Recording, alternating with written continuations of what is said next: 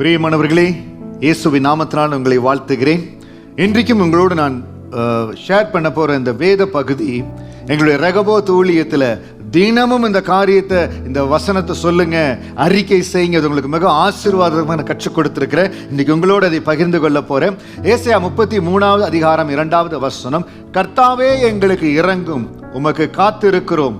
தேவரீர் காலையில் அவர்கள் புயமும் இக்கட்டு காலத்தில் எங்கள் ரட்சிப்புமாயிரும்.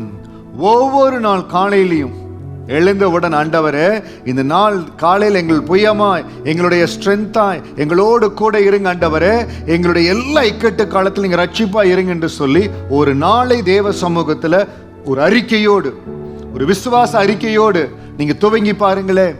எந்த இடத்துல போனாலும் கர்த்தர் உங்களுக்கு ஜெயத்தை கொடுப்பார்.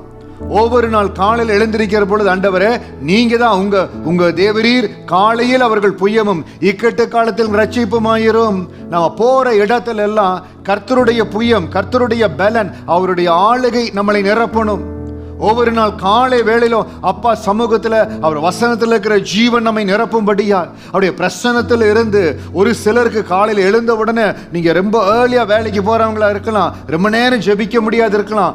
ஆனால் தேவ சமூகத்தில் வேதத்தை வாசிக்காதபடி, கொஞ்ச நேரமாவது ஜெபிக்காதபடி கடந்து போகாதீங்க. கொஞ்ச நேரமாவது தேவ சமூகத்தில், ஆண்டவரே எங்களோடு கூட இருங்க, எங்கள் பலனா இருங்கன்னு சொல்லி உங்க நாளை ஆரம்பிங்க. ஒவ்வொரு நாளை நம்ம ஆரம்பிக்கிற பொழுது, ஒரு புது காரியங்களை ஆரம்பிக்கிற பொழுது, ஒரு புது ஆசீர்வாதத்துக்கு நம்ம காத்திருக்கிற பொழுது, தேவ சமூகத்தில் காத்திருக்கணும். அவருடைய புயமும் அவருடைய கிருபையும் அவருடைய தயவும் இல்லைனா எதையும் நம்ம செய்ய முடியாதுங்க. ஒரு சில காரியங்கள் நீங்க செய்து முயற்சி பண்ணி கொண்டே இருக்கிறீங்க, ஆனால் ஏதோ இடத்துல தடை வருகிறது.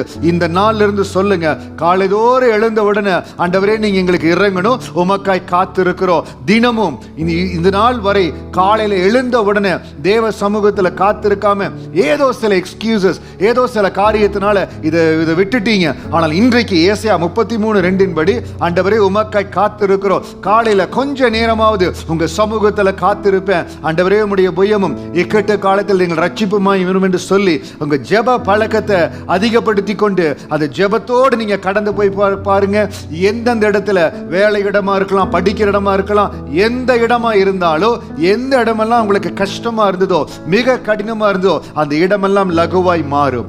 ஏசாயா 33:2வது வசனத்தின்படி, எங்கெல்லாம் ஒரு இக்கட்டை பார்த்தீங்களோ, எங்கெல்லாம் ஒரு கஷ்டத்தை பார்த்தீங்களோ, ரொம்ப டிஃபிகல்ட்டா இருக்குது, ஒவ்வொரு நாள் காலையில போய் இந்த வேலை இடத்துல இந்த காலையில வேலையை செய்யறது எனக்கு ரொம்ப கஷ்டமா இருக்கு நினைச்சீங்களோ, அந்த இடத்துல ஆண்டவர் லகுவாக்க போறார். ட்ரை பண்ணி பாருங்களேன். ஆண்டவரே எனக்காக நீங்க இறங்குங்க, உங்களுக்காக காலை வேலையில காத்து இருக்கிற நான் போகிற பொழுது, God will make your day as an enjoyable day. நம்ம வேலைக்கு போனாலும், படித்தாலும், என்ன காரியங்களை பண்ணாலும் அதை நம்ம அனுபவிக்கணும்.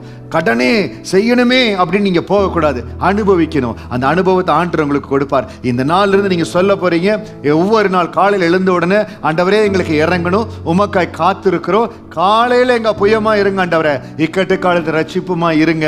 நீங்க போற இடத்துல எல்லாம் கர்த்தருடைய விடுதலையும் தயவும் உங்களோடு இருக்கோ. தேவாதி தேவன் உங்களை ஆசீர்வதிப்பார். நீங்க பலனுடையவர்களாய், மிகுந்த பலனுடையவர்களாய் மாற போறீங்க. God bless you. God bless you.